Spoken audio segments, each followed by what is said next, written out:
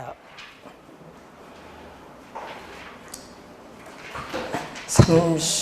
148페이지에 35번 문제.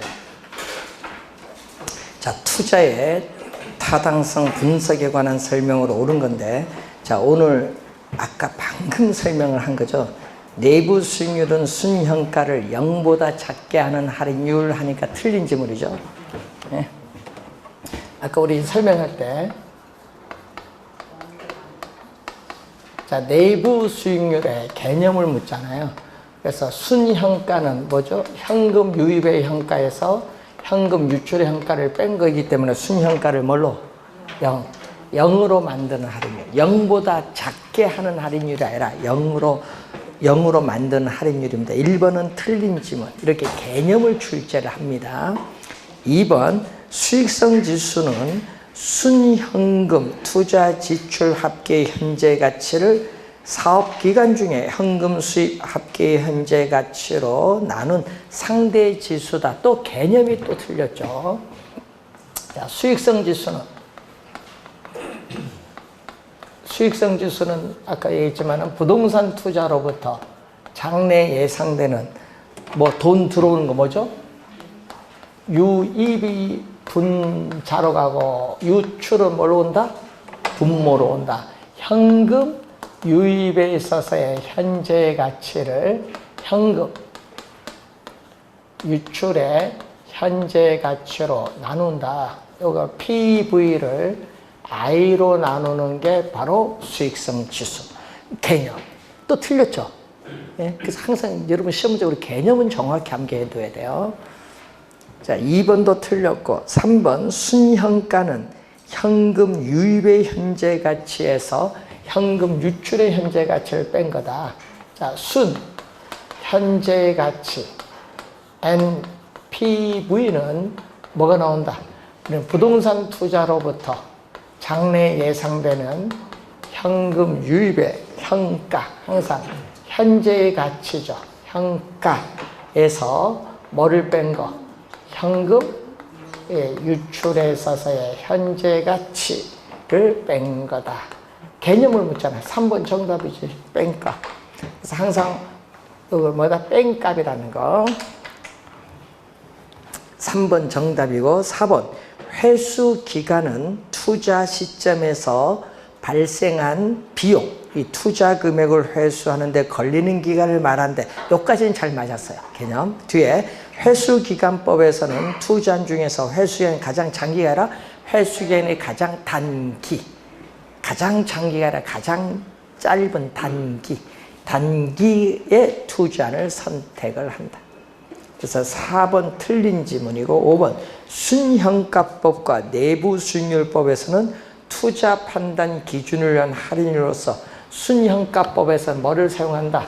우리는 내부 우리 수익률의 순현가법에서는 할인율로서 요구 수익률을 사용한다.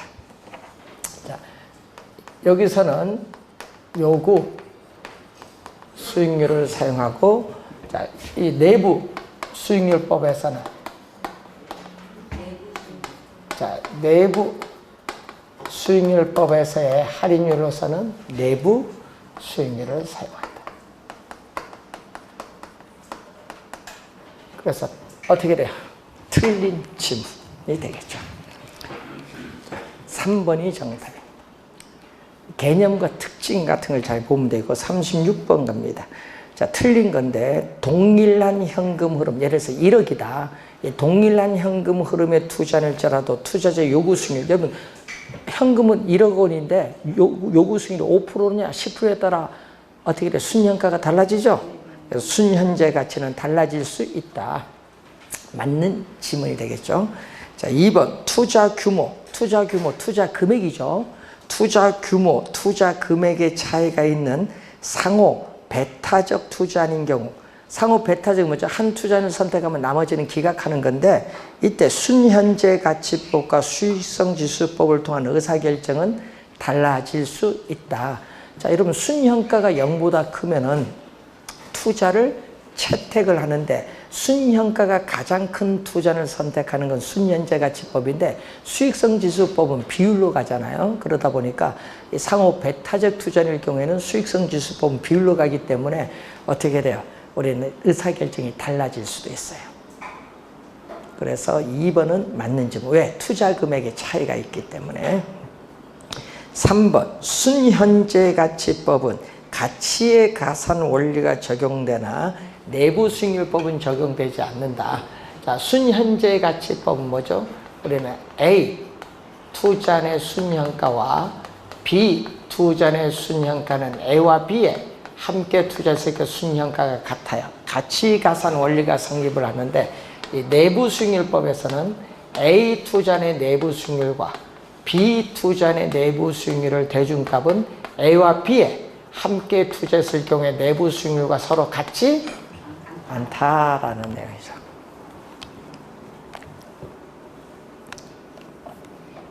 자, 4번 재투자율의 가정에 있어서 순현재가치법보다 내부 수익률법이 더 합리적이다 하니까 틀려요.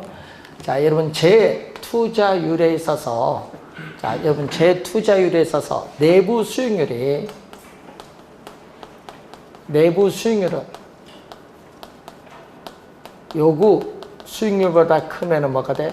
투자를 채택을 하는데 내부 수익률이 요구 수익률보다 작으면 투자가 이루어지지 않아요. 그런데 내부 수익률이 요구 수익률보다 작으면 투자가 이루어지지 않는데도 불구하고 재할인율로서 다시 뭐를 내부 수익률을 사용하는 것은 이론적 측면에서의 타당성이 없다는 거예요. 그래서 그래서 4번 지문이 정답이 되겠습니다. 회수기간법은 회수기간, 여러분 투자 금액을 다 회수했어요. 그러면 회수기간 이후에 현금 흐름은 무시한다, 고려하지 않는다는 문제점을 가지고 있다. 그래서 그게 5번 우리가 지문이 되겠습니다. 4번이 정답이 되겠고요. 자, 37번 문제로 갑니다. 틀린 것을 묻습니다. 할인현금 수지법은 부동산 투자 기간 동안의 현금 흐름을 반영하지 못한다. 밑줄. 아까 얘기했지만 할인현금 흐름 분석법은 어떻게 돼요? 할인현금 분석법은 뭐 세후 소득을 기준하고요.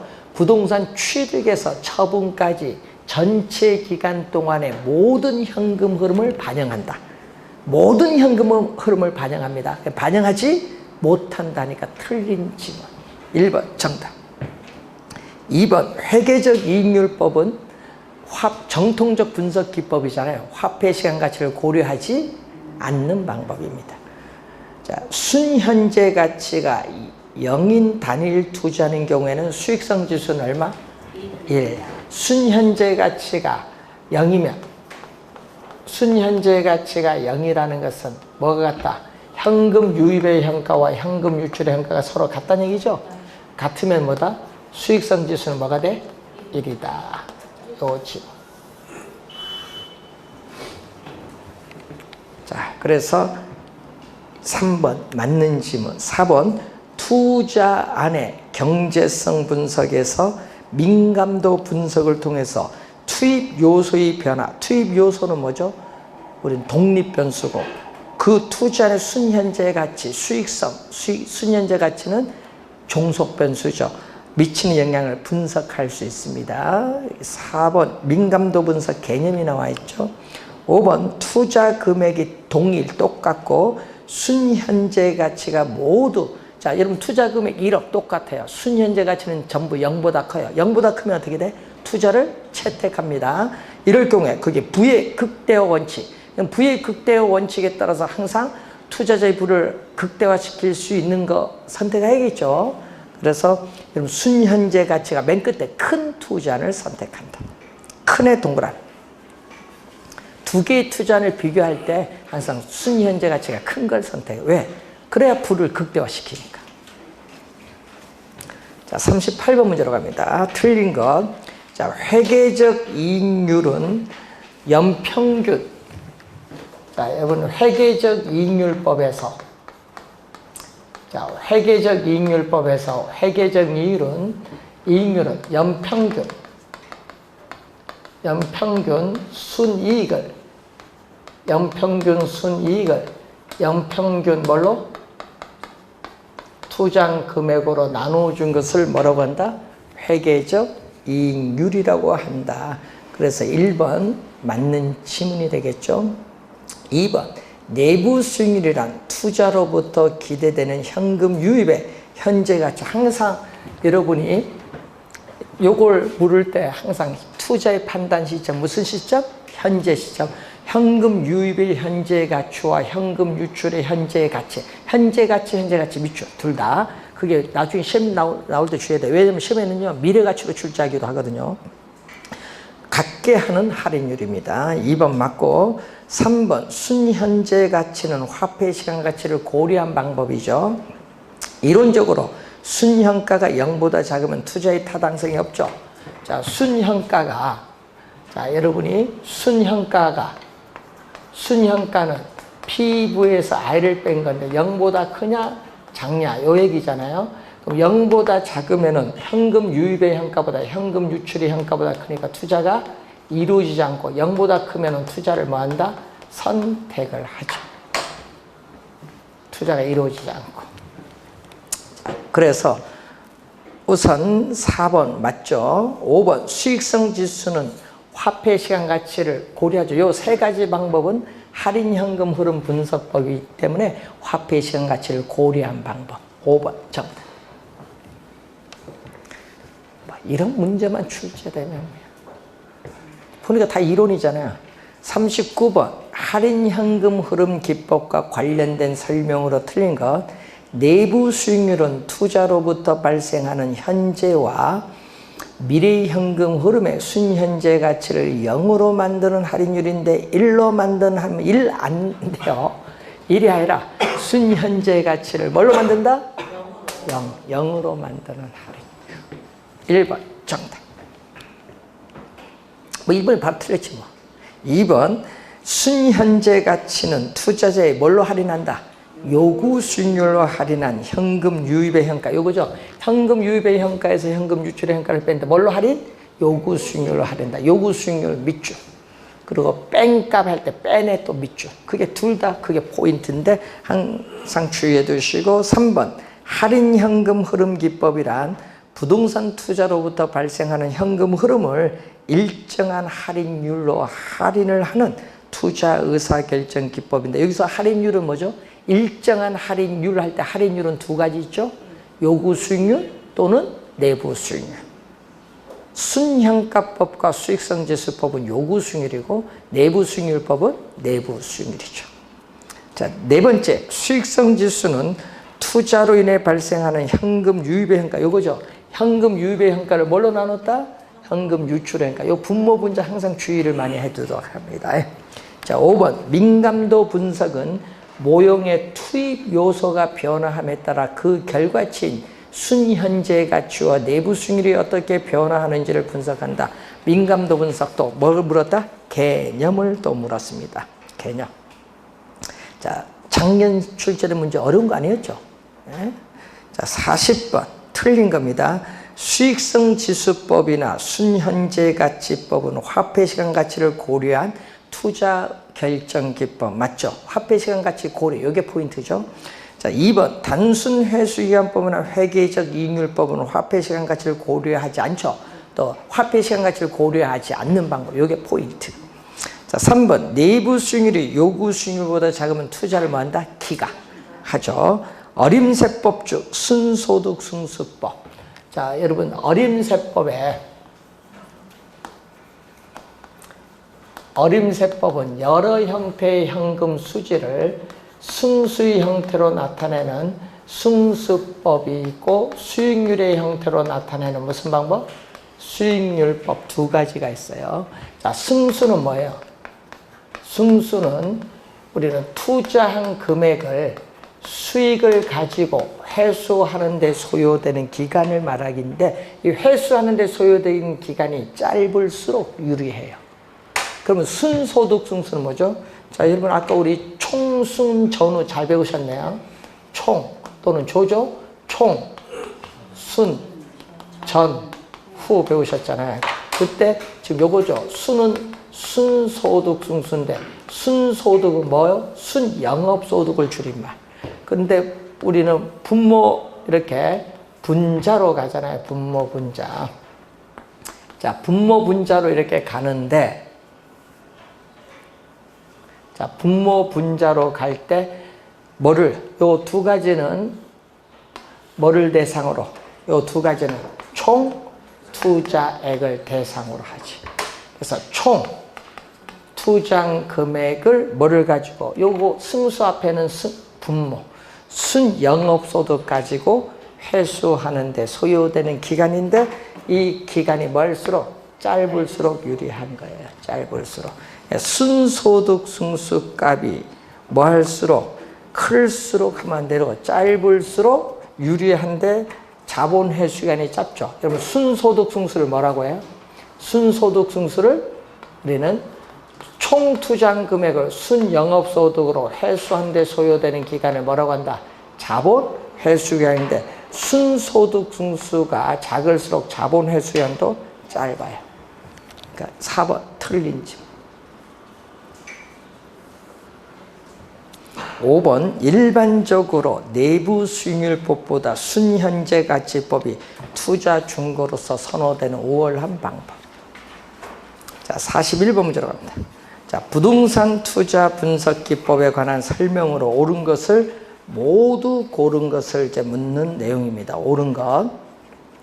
자, 내부 수익률법, 순현재 가치법, 수익성 지수법 세 가지는 할인 현금 흐름 기법에 해당하는 내용 맞습니다. 기억 맞고요. 니은 순현재 가치가 0이 되는 단일 투자일 경우에 수익성 지수는 1이 되죠. 이것도 맞는지 뭐. 세 번째, 재투자율로서 내부 수익률법에서는 요구 수익률이 아니라 내부 수익률을 사용하고 순현재 가치법은 시장 이자율. 그럼 시장 이자율이 요구 수익률입니다. 시장 이자율인 요구 수익률을 사용한다. 그래서 세 번째는 틀린 지문. 네 번째, 회계적 이익률법에서는 투자 안의 이익률이 목표로 하는 이익률보다 높은 투자안 중에서도 이익률이 가장 높은 투자안을 선택하는 것이 합리적이죠. 가장 높은 걸 선택합니다. 네 번째 맞는 지문. 다섯 번째, 내부 수익률법에서는 내부 수익률과 실현이 아니라 요구 수익률이죠. 실현은 투자가 이루어지고 난 이후니까 안 돼요. 그래서 내부 수익률과 요구 수익률을 비교해서 투자할 것이냐 안 할 것이냐 여부를 결정한다. 그래서 우선은 틀린 지문이 되겠죠. 그래서 정답은 기역, 니은, 네 번째 리얼 2번이 정답. 자, 42번 문제로 갑니다. 자, 다음 부동산 투자안에 관한 단순 회수기간법의 회수기간인데 그 박스 안에 그 무슨 X표 두 개에서 두 번째 보세요. 초기 투자한 금액은 최초 시점에 전액 투입을 하고 이후 각 기간 내 현금 흐름은, 자 여러분 밑줄은 각 기간 내의 현금 흐름은 매월 균등하게 발생. 여기 중요해요. 여러분 만약 매월 균등하게 발생 이 말이 없으면요 이 문제 답이 없어. 그래서 거기 매월 말 균등하게 발생 이 지문이 있기 때문에 여기에 답이 나오는 거예요. 그러니까 이런 조건이 이런 걸 잘 보셔야 되는 거예요. 매월 말 균등하게 발생한다. 여러분 1년에 120만 원이면 매월 얼마? 균등하게 발생하니까 1년에 120이면 10만 원. 예, 그 얘기예요. 예? 자, 그런 의미입니다. 그러면은 초기 투자한 금액이 얼마? 1억 원. 1억 원이 초기 투자한 금액, 요걸 회수해야 됩니다. 자, 1기 얼마? 3천. 2기 얼마? 2천 하면 합치면 5천이네. 3기 하면 7천. 자, 3천만 회수하면 되죠? 그러면 6천만 원, 1년 동안 6천만 원 반, 3천만 원 회수해야 되니까 반이잖아요. 반, 1년에 반 하니까 6개월. 그러니까 3년, 6개월 소요된다. 더하기만 잘 하면 되는데 3년 6개월 소요된다. 자, 43번 X. 이런 거 풀면 안 돼요. 이런 건 틀려주는 게 예의. 이런 거 여러분 그 수식 보세요. 여러분 이거 평가 이론까지 연결돼서 상당히 어려운 문제입니다. 이런 건 이제 출제되지 않습니다. 자, 44번 문제로 갑니다. 자, 재무 비율과 승수를 설명한 것으로 틀린 것은 동일한 투자 아닌 경우 일반적으로 순소득 승수가 총소득 승수보다 뭐다? 크다. 자, 총 투자 금액을 총소득으로 나누는데, 자, 여러분 한번 볼까요? 총 투자 금액이 10억이다. 자, 총 투자 금액이 10억인데 총소득은 2억이면 얼마? 5고, 총소득에서 비용을 뺀 순소득은 1억이다. 그러면 얼마? 10. 어디가 커? 요게 크지. 예, 순소득 승수가 총소득 승수보다 커요. 총투적이 동일할 때요. 그러면 또 2번 보세요. 동일한 투자일 경우 일반적으로 세전인데, 세전은 여기 다 뭐다? 여기는 둘 다 총이 아니라 뭐? 지분 투자액을 대상. 내 돈. 그러면 총 투자액 10억이라고 했으니까 내 돈 5억이다. 내 돈 5억. 자, 세전, 현금, 수지, 승수, 세후, 현금, 수지, 승수인데, 이때 요 앞에 있는 승수 앞에 있는 게 이렇게 분모로 가잖아요. 세전은 얼마? 순영업소득에서 부채 갚아버리면 얼마? 1억에서 부채 갚아서 5천만 원이다. 그럼 얼마? 10. 근데 5억에서 세후, 세전에서 세금 납부했어요. 2천, 세금 납부해서 2,500만 원이다. 그럼 얼마? 20. 또 어디가 커? 요게 커. 세후가 커. 그러니까 요거 보면 뒤에가 크거든요. 순. 요 두 개 비하면 또 뒤에가 커야 돼. 세후가 커요. 2번 정답.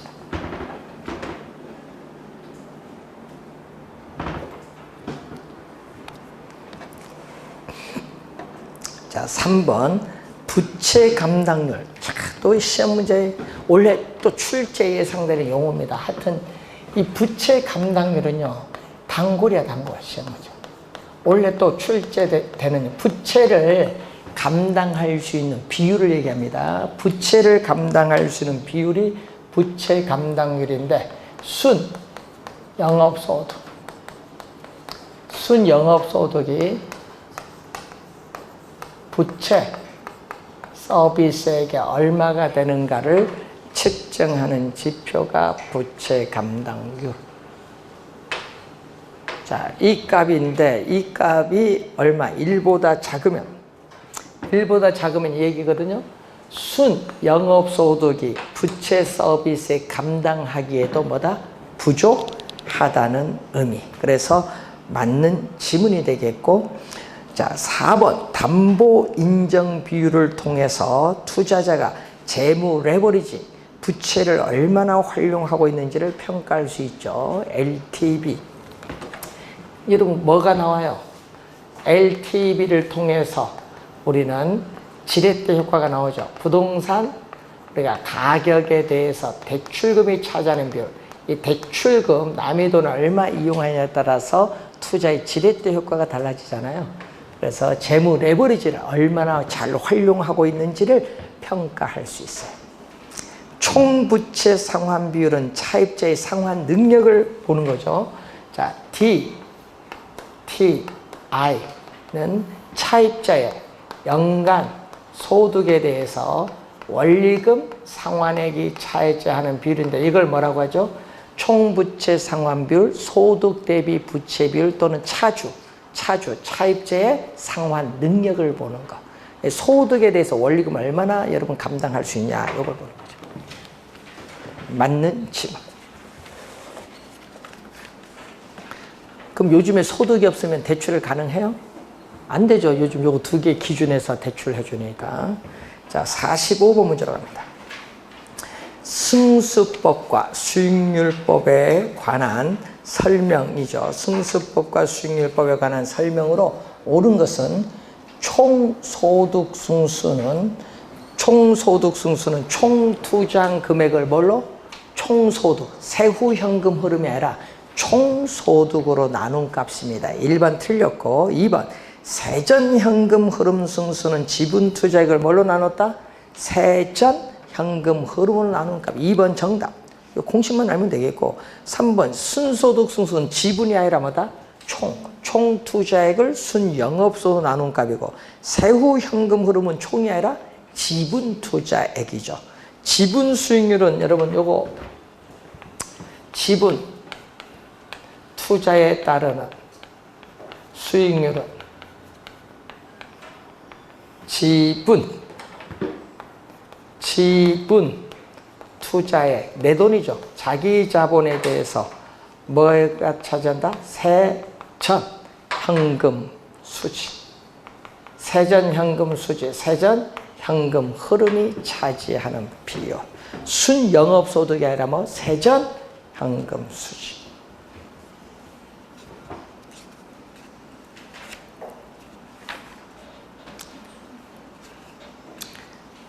(46, 7, 8) 뭐 많이 나오네요. 9, 50번까지 이것은 여러분 나중에 풀 겁니다.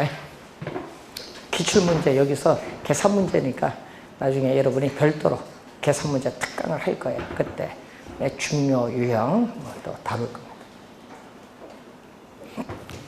그때 또 참고하고 지금 이론부터 51번 문제가 우선 갑니다. 그 중간에 그 나중에 푸니까 그거는 놔두시고 51번 부채 감당률 하여튼 시험에 많이 나오는 용어라고 했습니다. 틀린 것을 묻습니다. 부채 감당률 개념이죠. 순영업소득이 부채 서비스액의 몇 배가 되는가를 나타내는 비율. 개념 맞습니다. 1번은 개념. 부채 서비스액은 뭐라고 했어요?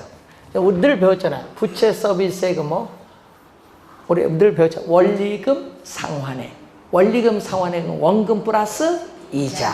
그러면 거기 보세요. 매월 또는 매년 지불하는 이자 지급액을 제외한 원금 상환액 하는 거 틀렸지. 이자 지급액을 제외한 원금 상환액 하면 안 되고 아까 뭐죠? 매월 또는 매년 지급을 해야 되는 이자와 원금을 더한 값이지. 그러니까 틀린 질문 몇 번? 2번. 부채 서비스의 개념이 틀렸지. 3번은 어디서 나온 용어냐 하면요. 자, 3번은 여러분이 여기서 나와요. 부채 감당법이라는 게 있어. 자, 여러분 감정평가 이론의 수익환원법에 환원이율 구하는 방법이 있거든요. 그래서 이 부채 감당법에 의해서 환원이율을 구할 때는 이 부채 감당률 요걸 기준하거든요. 이 부채 감당률 요걸 기준해서 환원이율을 구하는데 여기다가 우리는 부동산 가격에 대해서 대출금이 차지하는 비율에다가 뭐를 곱해주면 저당 상수를 곱해준다. 그럼 요 세 가지가 다 나와 있거든요. 지금 숫자가. 예? 부채 감당률은 얼마? 거기 보니까 2가 나와 있고 대부 비율은 50%. 요게 2. 요게 2. 요게 몇 프로? 50%. 요건 얼마? 0.1. 그럼 여기 몇 프로? 곱하면 5%. 5%에 1을 곱해주니까 몇 프로? 10%가 나오네. 그러니까 3번에 10% 맞는 질문. 자, 네 번째, 부채 감당률이 요번에 1보다 작다는 것은 순영업소득이 부채 서비스액을 감당하기에 부족하다는 의미 맞고, 대출 기간이 채무 불이행에 따른 위험을 낮추기 위해서는 해당 대출 조건에 뭘 높여야 돼? 부채를 감당할 수 있는 비율을 높이는 것이 우리가 유리합니다. 그래서 맞는 질문이죠. 부채 감당률이 높아야 좋습니다. 어떤 분은 거꾸로 생각하거든요. 부채 감당률이 높으면 오히려 불리하다고 생각하시는 분이 있어. 높아야 금융기관 입장에서는 유리하다. 자, 52번. 비율 분석법에 관한 설명으로 틀린 것을 또 묻는 내용입니다. 자, 틀린 것을 묻는 내용인데, 자, 채무 불이행률은 유효 총소득이 영업경비와 부채 서비스를 감당할 수 있는 능력이 있는지를 측정하는 비율인데, 채무 불이행률을 뭐라고 한다? 손익분기율이라고 해요. 여러분, 채무가 불이행될 가능성을 나타내는 비율로서 손익분기율 분기율입니다. 이 손익분기율로서 유효 총소득에 대해서 영업 경비와 뭐를 대준다? 부채 서비스액을 대준 금액이 감당할 수 있는가 보는 거. 이게 1번 설명이고 2번 대부 비율은 부동산 가치란 대출금이 융자액입니다. 여러분 거기 융자액은 대출금이에요. 그리고 대부 비율을 다른 말로 뭐라고? 저당 비율, 융자 비율, 대출 비율, 담보 인정 비율이라고 합니다. 맞는 지문. 3번 부채 비율인데, 자, 여러분 부채 비율은 이런 의미죠. 부채 비율은 여러분 타인 자본, 총 투자 금액에서 남의 돈, 타인 자본, 남의 돈을 부채를 얼마나 이용하냐에 따라서 내가 투자 금액 뭐가 달라져요? 내가 투자 금액 자기 자본이 달라져. 그래서 자기 자본에 대한 타인 자본의 비율, 즉 지분에 대한 부채 비율. 이게 분모 분자가 바뀌었어. 3번 정답인데 지분에 대한 부채의 비율. 분모 분자가 바뀌었습니다. 그 지문이 틀렸어요. 자, 대부 비율 50%면 얼마? 자, 여러분 부동산 가격이 10억인데 대출금이 얼마? 5억이면 50%죠. 그렇죠? 그러면은 어떻게 돼요? 대출금이 5억이면 10억에서 5억을 빼 내가 투자한 금액도 얼마? 5억. 5분의 5니까 1이죠? 1이니까 몇 프로? 100%. 그래서 대부 비율이 50%가 되면 부채 비율은 100%가 된다. 그래서 대부 비율이 높아지면요, 부채 비율은 급격히 증가하는 겁니다. 자, 3번 정답이고 4번 총자산 회전율은 요거의 역수. 자, 여러분이 총 소득 승수의 역수가 뭐다? 총 자산 회전율. 총 소득 승수의 역수니까 총 자산. 자, 부동산에 투자된 총 자산이 바로 뭐죠? 총 투자 금액. 자, 총 투자 금액을 뭐라고 한다? 부동산 가격이죠. 가격에 대한 뭐의 비율? 총 소득의 비율. 자, 그래서 투자된 총 자산에 대한 총 소득의 비율이고, 총 소득은 뭐다? 가능 총소득. 요 총은 뭐죠? 가능 총소득일 수도 있고 유효 총소득일 수도 있다. 자, 5번째 비율 분석법의 한계로는 요소들에 대한 추계 산정 오류가 발생하는 경우에 비율 자체가 왜곡될 수 있다는 우리가 문제점을 들 수 있습니다.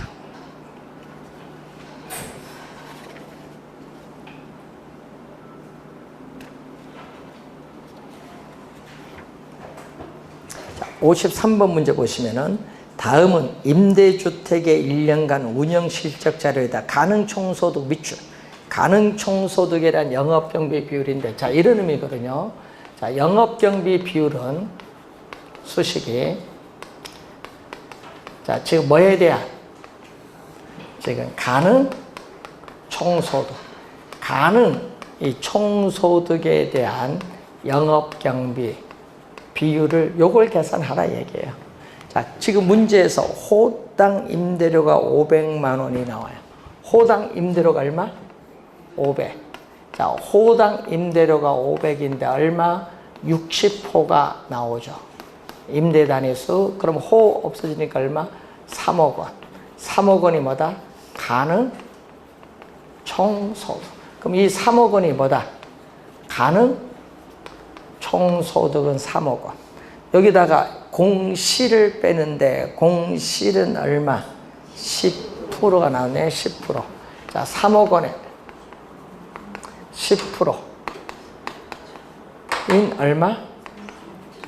3천만 원을 빼면은 유효 총소득. 유효 총소득이 얼마? 2억 7천만 원이죠. 자, 여기서 뭐를 뺀다? 2억 7천만 원에 부동산을 운영하는 데 드는 영업경비를 빼주면은 순 영업소득은 얼마? 지금 문제에서 2억 1천만 원. 2억 1천만 원이니까 영업경비는 얼마 나온다? 6천만 원이 나와요. 6천만 원. 그럼 6천만 원 구했네요. 영업경비는 6천만 원이죠. 그럼 얼마? 예? 몇 프로? 퍼센티지니까 100을 곱해주니까 몇 프로 나온다? 20%가 구할 수 있다. 자, 요거는 우리 이미 배운 거죠. 우리 수식 요걸 알고 영업경비 비율 공식 알고 있는가 여부를 묻는 유형의 문제입니다. 자, 또 54, 5는 또 나중에 보고요. 그 56번 문제로 또 갑니다. 자, 56번 문제 보시면은 재무비율 분석법에 관한 설명으로 틀린 것은 대부비율이 높아진다. 여러분, 대부비율이 높다는 것은 부동산 가격에 대한 대출금이 많아져요. 자, 부동산 가격에 대한 대출금이 많아지면 투자의 레버리지 효과, 지렛대 효과도 뭔다? 커진다. 여기에 1번 설명이죠. 자, 유동비율은 유동자산을 유동부채로 나눈 비율을 우리는 유동비율입니다. 움직일 수 있는 자산을 움직일 수 있는 부채로 나눈 비율이다. 부채 감당률이 1보다 작으면 하면 안 돼요. 1보다 커야. 여러분, 부채 감당률 요것이 1보다 커야 뭐죠? 순영업소득이 원리금 상환액보다 크기 때문에 차입자의 원리금 상환 능력이 충분하다고 볼 수 있다. 1보다 작으면 안 되고 1보다 크면 해야 맞는지만 3번 정답. 4번 총투자 수익률은, 자, 여러분 지분을 배우니까 총투자 수익률은 어떻게 돼요? 총투자 수익률은 분모는 뭐죠? 부동산을 취득을 하는데 총투자 금액이 분모고 분자는 뭐죠? 순영업소득, 순수익이죠. 순영업소득이 차지하는 비율을 묻는 내용이 되겠습니다. 그래서 맞는 지문이고, 그리고 5번은 부채 비율이죠. 이거 뭐다? 타인자본은 부채잖아요. 부채 총계를 뭘로 나눴다? 예? 예? 자본, 자기 자본, 자본금, 자본의 총계로 나눈 것을 말하죠. 5번 설. 자, 57, 8도 계산은 또 나중에. 여러분, 계산 문제는 못 풀더라도, 시간이 좀 걸리니까 못 풀더라도 뭐는 이론은 나오면 맞춰야 돼. 이론. 그래서 작년 시험에요, 우리 부동산 투자 분석 기법 여기서 계산 문제는 단 한 문제만 냈어요. 그것도 작년에 강의에다가 혹시 이렇게 나오면 답 5번이라 했는데 진짜 5번이 답이었어. 그러니까 뭐 그럼 거저 주는 문제인데 시간은 좀 걸리지만은 나중에 문제 푸는 요령이 좀 있습니다. 그래서 우선은 계산은 놔두고 이론이 나오면 맞춰줘야겠다. 이론. 그리고 또 시험에 많이 나올 때 주의해야 될 것은 총 순소득 승수의 역수는 뭐죠? 종합 환원율이라고 하고, 네? 종합 환원율. 그리고 세전현금 수지 승수의 역수는 뭐다? 지분 배당률 또는 뭐라고 해? 세전 수익률. 또 역수는 요거 뭐죠? 세후 수익률. 그럼 지분 배당률을 다른 말로 뭐라고 한다? 세전 수익률인데, 요것을 시험에 나오면 주의해야 되는 게, 지분 배당률은 지분 환원율, 종합 환원율은 뭐다?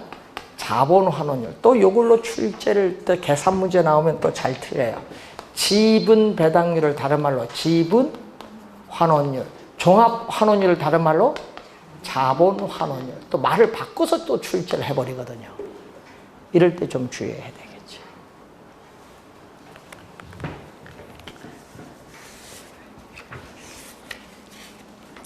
자, 여러분 그 관련해서 이런 문제 잘 보는데, 여러분 55번 같은 문제 한번 볼까요? 우선 금융, 다음 시간 금융 넘어가기 전에, 자, 55번 문제 하나 보시면은 부동산 투자와 관련된 다음 설명 중 틀린 거 보기 보세요. 5개 다 계산이야.